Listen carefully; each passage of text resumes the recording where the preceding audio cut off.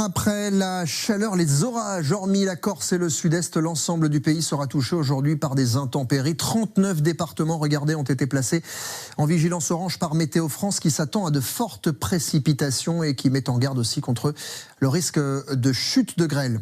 Malgré ces orages qui devraient contribuer à faire baisser légèrement les températures, elles resteront élevées dans de nombreuses régions, anormalement élevées pour un mois de juin. Et cela fait plusieurs semaines que le scénario dure. Chaleur, soleil, absence de pluie.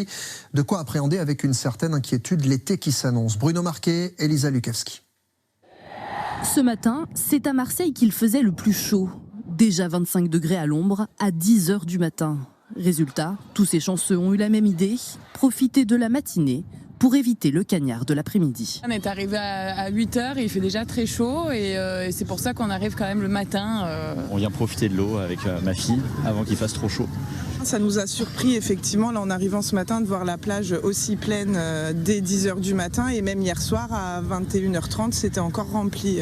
Et depuis presque 3 semaines, ce qui est le cas à Marseille l'est aussi dans toute la France. Les températures que l'on relève au cours de ce mois de juin sont vraiment exceptionnelles. Hein, et la vague de chaleur qui s'est installée pour ce mois de juin, en tout cas début juin même, est vraiment rare de par sa durée. À Paris, il faisait 21 degrés ce matin, mais depuis le début du mois, la barre des 30 degrés a déjà été dépassée 6 fois dans la capitale, alors qu'en 2003, juste avant la canicule qui avait frappé la France, cela n'avait été le cas qu'à 2 reprises. La première quinzaine de juin a été la plus chaude jamais enregistrée à la station de Paris-Montsouris, avec une moyenne de 21,9 degrés, dépassant les 21,8 degrés observés à la même période en 2003.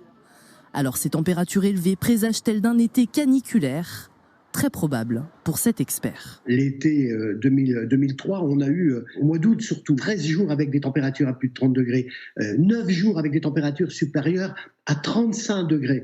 Donc là, si ça se présage comme cela, l'été 2023 pourrait être aussi spectaculaire. Les orages prévus sur tout le pays ces prochains jours devraient offrir une accalmie de courte durée, puisque le mois de juin va se terminer par une nouvelle vague de chaleur.